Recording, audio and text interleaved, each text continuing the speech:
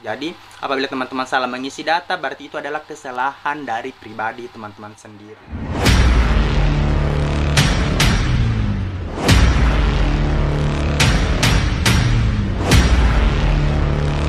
Halo teman-teman, welcome back my YouTube channel Adi Afgan TV, channel kesayangan kalian semua. Nah teman-teman, di video kali ini kita akan membahas tentang proses rekrutmen badan usaha milik negara yang dibuka pada tahun 2022. Nah guys, di sini akan menjelaskan bagaimana sih ketentuan umum pada proses pendaftaran rekrutmen badan usaha milik negara ini. Dan kemudian saya akan menjelaskan apa saja persyaratan pada proses rekrutmen BUMN ini, kemudian bagaimana tata cara pendaftarannya, dan yang terakhir alur pendaftarannya.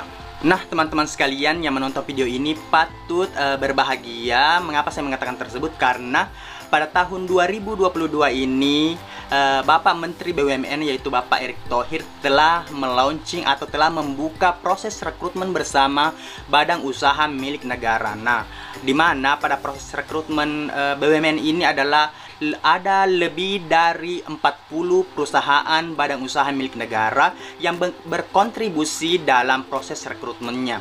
Dan kemudian ada lebih dari 2.700 lowongan pekerjaan yang menanti teman-teman sekalian dalam proses rekrutmennya.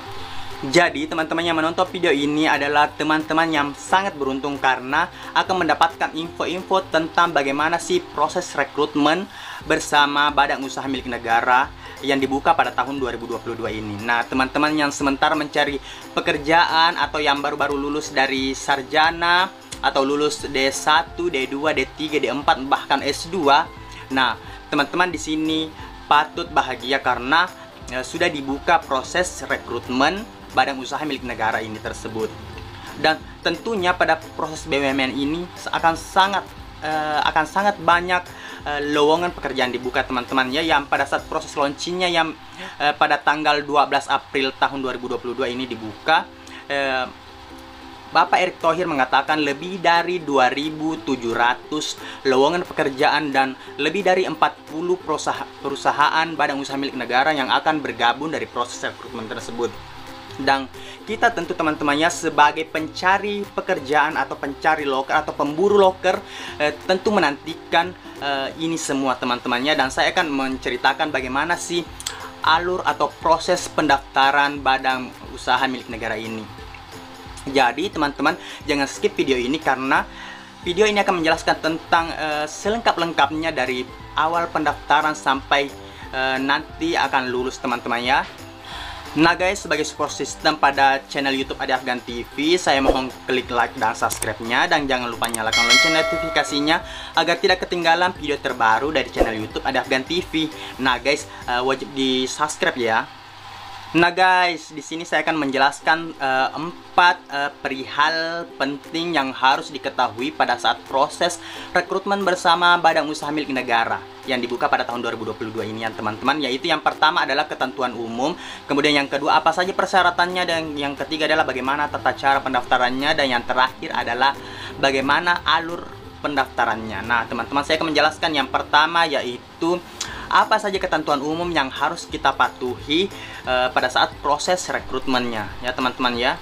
Nah teman-teman, adapun ketentuan pertama yang harus teman-teman patuhi ya, saya baca di websitenya, yaitu yang pertama, setiap pelamar hanya diperbolehkan mendaftar 3 posisi di badan usaha milik negara yang berbeda.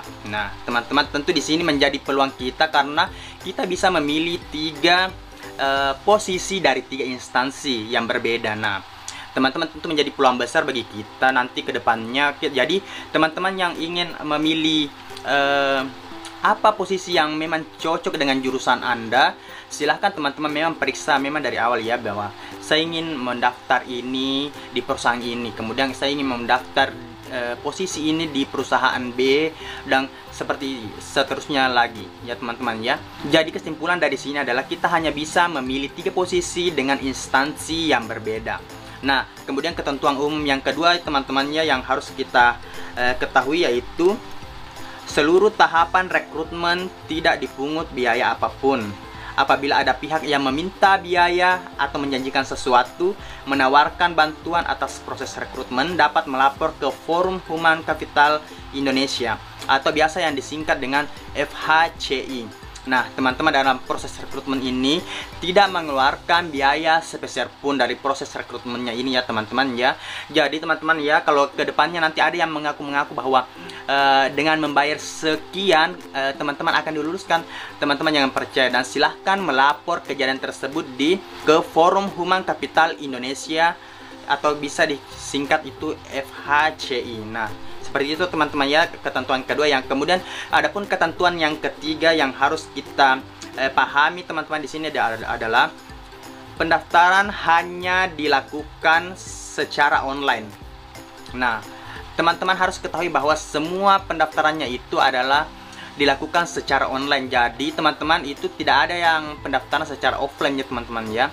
Jadi persiapkan semua berkas-berkas nanti teman-teman. Tetapi saya akan menjelaskan apa sih nanti berkas-berkas yang diperlukan. Nah teman-teman, untuk proses pendaftarannya itu di websitenya itu adalah rekrutmenbersama.fhcibumn.id. Nah nanti saya akan cantumkan di kolom deskripsi teman-teman ya. Jadi periksa saja di kolom deskripsi untuk alur pendaftarannya. Nah, kemudian ketentuan umum yang keempat yaitu teman-teman yang harus kita perhatikan adalah seluruh kegiatan seleksi online dan pengumuman tiap tahapan seleksi diumumkan bersama melalui website rekrutmen bersama FHCI-BUMN.id. Nah, teman-teman, dari proses pendaftarannya sampai dengan proses pengumumannya akan disiarkan atau akan diinfokan langsung di website resminya. Jadi, teman-teman silahkan periksa websitenya saja ya teman-teman ya untuk lebih jelasnya. Kemudian ketentuan yang kelima yang harus kita patuhi teman-teman adalah seluruh biaya akomodasi dan transportasi selama proses rekrutmen dan seleksi menjadi tanggungan pelamar. Nah, di sini teman-temannya dari proses akomodasi atau kendaraan atau proses ngeprint atau proses pengurusan berkas itu teman-temannya semua itu adalah ditanggung oleh pelamar dari rekrutmen ini ya. Baiklah teman-teman, adapun ketentuan umum yang keenam yaitu seluruh pelamar diwajibkan mengajukan lamaran dengan melakukan registrasi online melalui website yang tadi yang saya sebut ya teman-teman ya, websitenya ada di deskripsi. Nah kemudian yang ketujuh adalah Forum Human Capital Indonesia berhak sepenuhnya menetapkan daftar kandidat yang dinilai memenuhi kualifikasi pada setiap tahapan seleksi. Nah, teman-teman, yang akan menjadi proses rekrutmen di sini adalah yang bertanggung jawab atau yang menjadi penitia adalah Forum Human Capital Indonesia. Jadi, mereka lah yang akan berhak meluluskan kita, yang berhak menyeleksi kita apakah kita memang berhak untuk lulus atau memenuhi kriteria yang telah ditetapkan oleh proses rekrutmen dari FHCI ini. Nah, kemudian teman-teman ada pun ketentuan umum yang ke-8 yang harus teman-teman perhatikan adalah hasil keputusan Forum Human Capital Indonesia bersifat final, mengikat dan tidak dapat diganggu-gugat. Nah, jadi dari proses pengumuman ini yang dikeluarkan oleh FHCI ini adalah tidak bisa diganggu-gugat lagi teman-temannya. Jadi itu apapun yang mereka nanti keluarkan berarti itu adalah sudah konkret atau sudah final dan tidak bisa dirubah lagi. Nah teman-teman, adapun ketentuan umum yang ke-9 yang harus kita ketahui teman-temannya adalah masa waktu registrasi online itu dimulai pada tanggal 14 April 2022 sampai dengan 25 April 2022. Nah, jadi teman-teman pergunakan kesempatan teman-teman sebaik mungkin, persiapkan berkasnya agar teman-teman tidak terkendala lagi dalam proses rekrutmen bersama Badan Usaha Milik Negara yang dibuka pada tahun 2022. Nah, baiklah teman-teman, kita beralih ke selanjutnya yaitu apa saja sih persyaratan dari proses rekrutmen bersama BUMN tahun 2022 ini. Nah, teman-teman harus teman-teman ketahui ya, persyaratan dari proses rekrutmen ini ada 8 teman-temannya. Kalau bisa teman-teman mungkin mencatatnya. di sini nanti saya jelaskan ya. Yang pertama adalah berstatus sebagai warga negara Indonesia. Nah, jadi teman-teman di sini yang menonton video ini ada yang berwarga negara asing, jadi itu tidak bisa mendaftar di proses rekrutmen tersebut. Jadi yang hanya boleh mendaftar adalah warga negara Indonesia yang dibuktikan dengan memiliki kartu tanda penduduk atau KTP. Nah, kemudian teman-teman, persyaratan yang kedua yaitu usia maksimal dari pelamar pekerjaan ini adalah untuk diploma 1, 2, dan 3 atau ahli media itu maksimal berumur 27 tahun. Nah, dan kemudian yang kedua yaitu untuk lulusan S1 dan diploma 4 atau sarjana terapan itu maksimal usianya adalah 30 tahun. Kemudian untuk lulusan S2 itu berusia maksimal 35 tahun.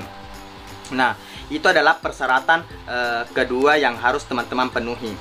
Jadi teman-teman yang mungkin berusia lebih dari umur tersebut, mohon maaf teman-temannya sudah tidak bisa mendaftar lagi di proses rekrutmen ini.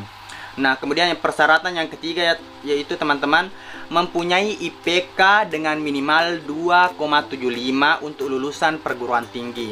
Nah, teman-teman apabila memiliki IPK ya lebih atau di atas dari 2,75 itu teman-teman saya ucapkan selamat, karena teman-teman itu berhak untuk mendaftar rekrutmen bersama badan usaha milik negara ini. Tetapi teman-teman yang memiliki IPK lebih atau di bawah dari 2,75 itu mohon maaf teman-teman ya, tidak bisa proses rekrutmen ini tidak bisa menerima teman-teman. Dan kemudian ada pun persyaratan yang keempat yaitu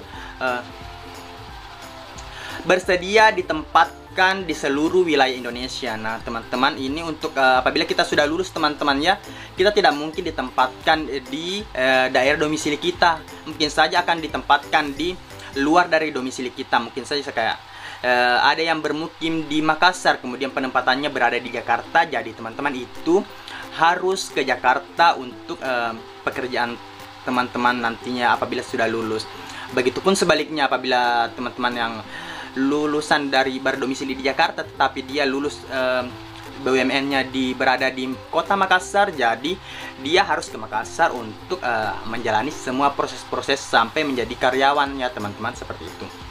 Nah, kemudian persyaratan yang kelima yaitu sehat jasmani, rohani, dan bebas narkoba. Nah, tentu untuk menjadi karyawan yang baik itu kedepannya kita harus tentu memiliki jiwa yang sehat jasmani, rohani, dan tentu bebas narkoba, dan hindarilah yang namanya narkoba ya teman-teman. Dan kemudian yang selanjutnya yaitu persyaratan yang keenam adalah dokumen SKCK dari kepolisian atau surat kelakuan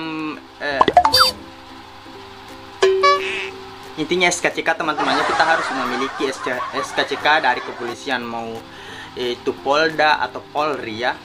Nah, kemudian selanjutnya teman-temannya persyaratannya adalah memiliki sertifikat pelatihan sesuai dengan kompetensi dan rekomendasi pengalaman kerja. Tetapi ini opsional saja ya apabila ada. Kalau memang tidak ada ya tidak apa-apa, tetap teman-teman bisa mendaftar. Tetapi apabila teman-teman memiliki sertifikat atau memiliki sertifikat apapun itu yang kompetensi atau mungkin juara lomba pada saat kuliah, teman-teman bisa menggunakan pendaftarannya, karena itu akan menunjang proses kelulusan dari teman-teman sekalian pada saat pendaftarannya. Nah, kemudian yang persyaratan yang terakhir adalah rekomendasi komunitas. Nah, mungkin ini yang berprestasi di bidang olahraga, seni, digital kreator atau startup. Nah, teman-teman bisa mendaftarkan atau menggunakan rekomendasi komunitas teman-teman yang ada.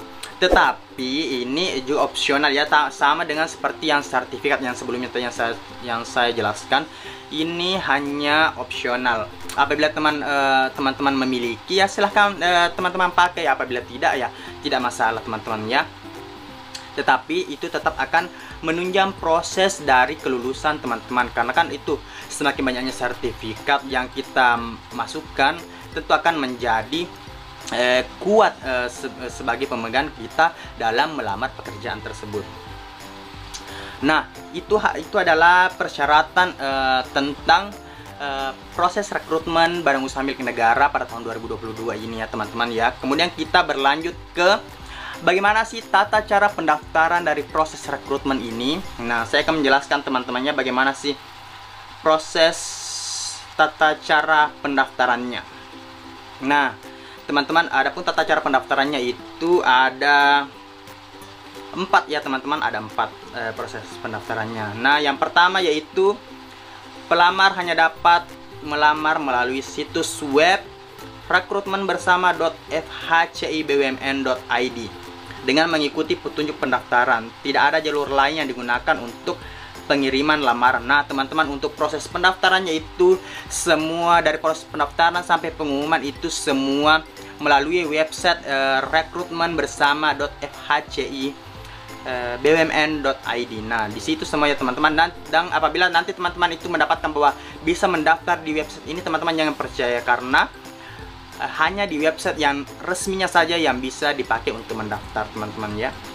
Nah, kemudian yang kedua yaitu pelamar wajib memiliki alamat email pribadi dan nomor telepon seluler yang masih aktif untuk dapat proses seleksi.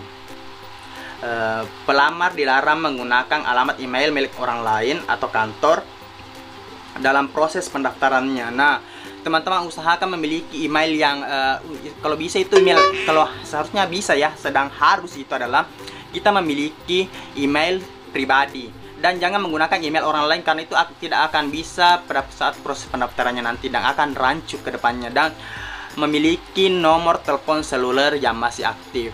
Nah, jangan sampai teman-teman nanti pada saat pendaftaran itu menggunakan nomor yang sudah tidak aktif lagi. Nah, teman-teman, itu sangat fatal dalam proses pendaftaran teman-teman nantinya.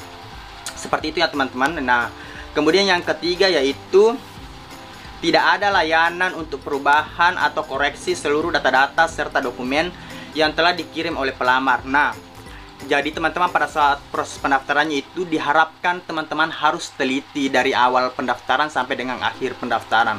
Apabila teman-teman nanti salah mengisi, maka tidak akan bisa diubah lagi teman-teman. Jadi teman-teman itu harus teliti ya teman-teman, jangan sampai nanti salah isi, mungkin namanya itu salah atau nicknya atau apanya nanti pada saat proses pendaftaran itu. Jadi teman-teman itu harus teliti dalam proses pendaftaran ini, karena tidak ada tempat untuk mengadukan atau kita komplain bahwa saya ingin merubah data ini karena sudah salah. Jadi apabila teman-teman salah mengisi data, berarti itu adalah kesalahan dari pribadi teman-teman sendiri.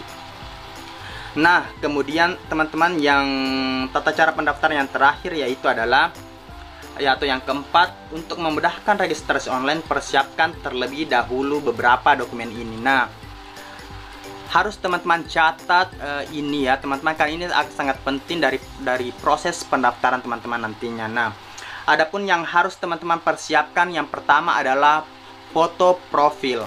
Nah, foto profil yang harus diupload nanti pada situs pendaftarannya itu teman-temannya adalah fotonya itu harus foto formal yang tegap berdiri, menggunakan kemeja atau bisa juga menggunakan jas.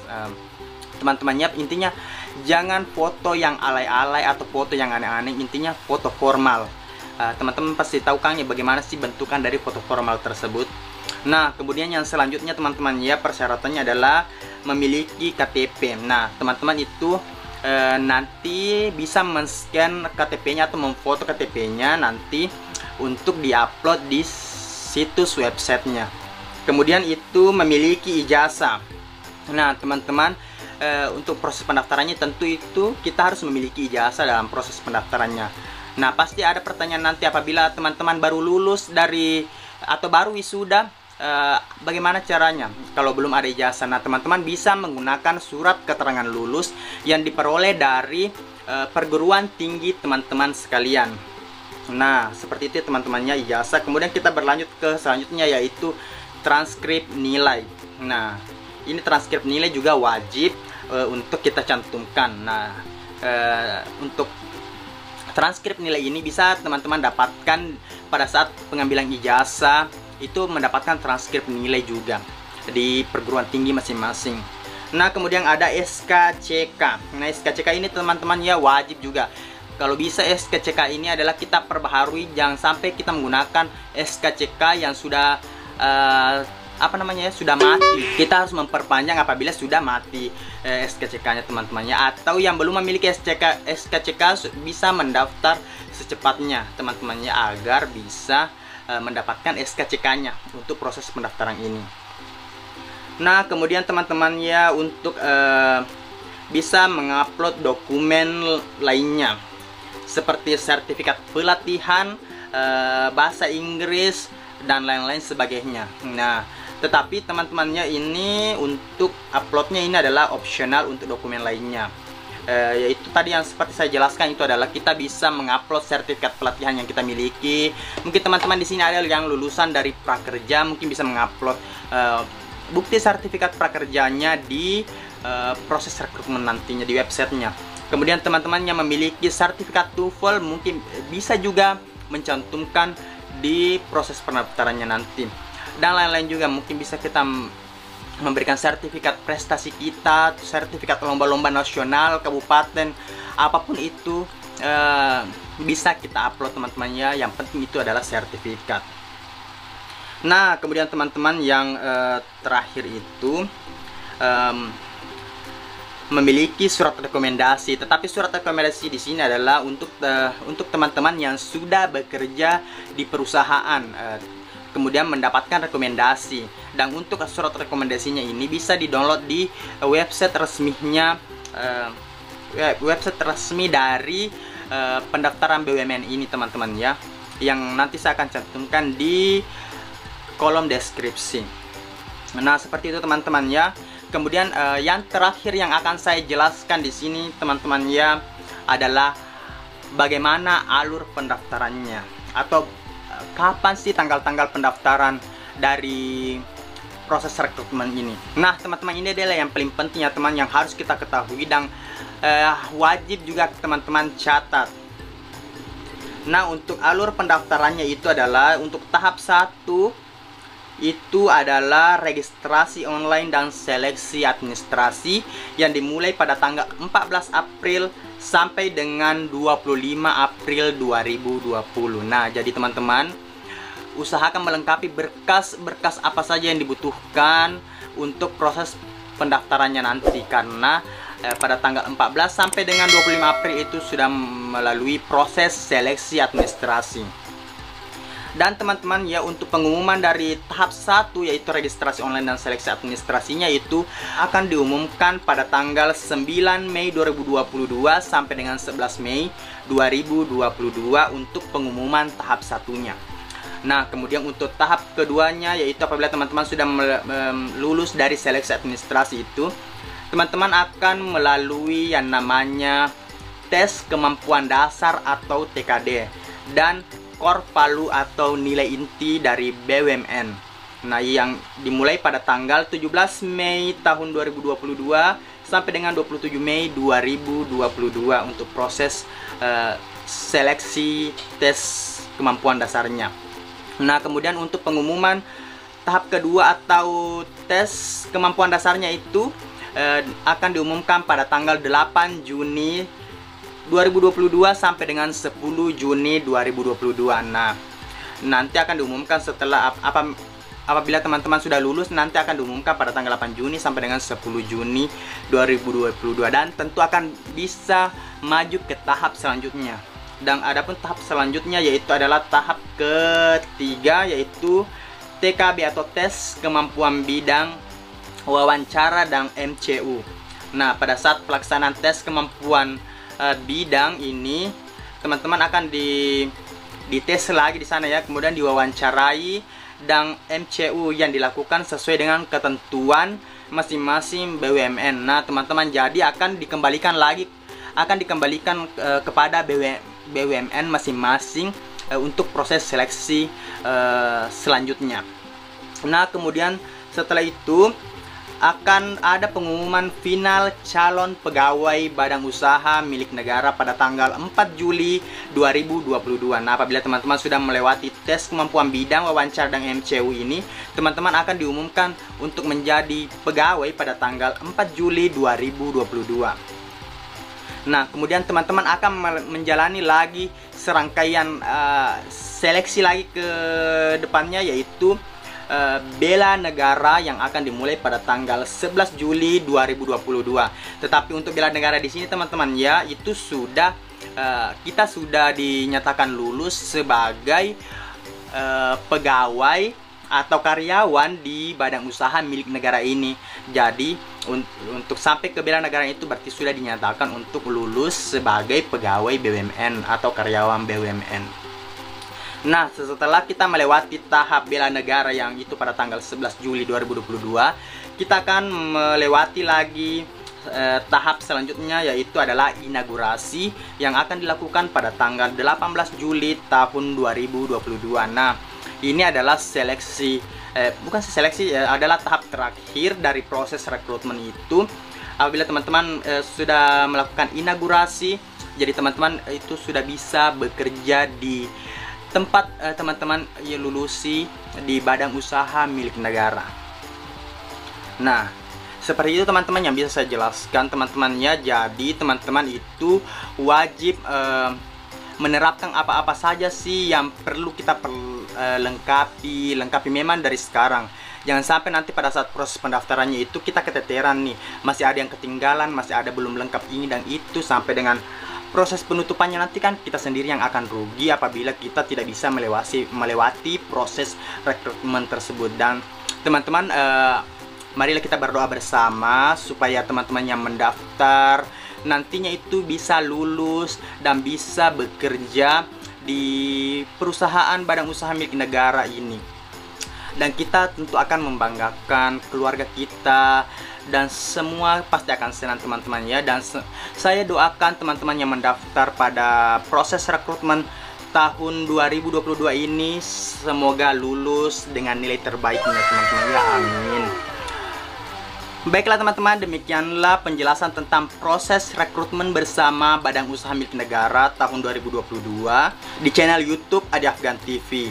Nah teman-teman, apabila ada pertanyaan seputar proses rekrutmen ini, silahkan bertanya di kolom komentar yang ada di bawah ini teman-temannya. Silahkan teman-teman berkomentar, dan nanti kita akan sama-sama atau sama-sama belajar untuk bagaimana sih proses pendaftarannya. Dan teman-teman jangan lupa klik like dan subscribe, dan jangan lupa nyalakan lonceng notifikasinya agar tidak ketinggalan video terbaru dari proses rekrutmen badan usaha milik negara ini teman-teman ya. Saya akhiri video ini, see you next video, dah.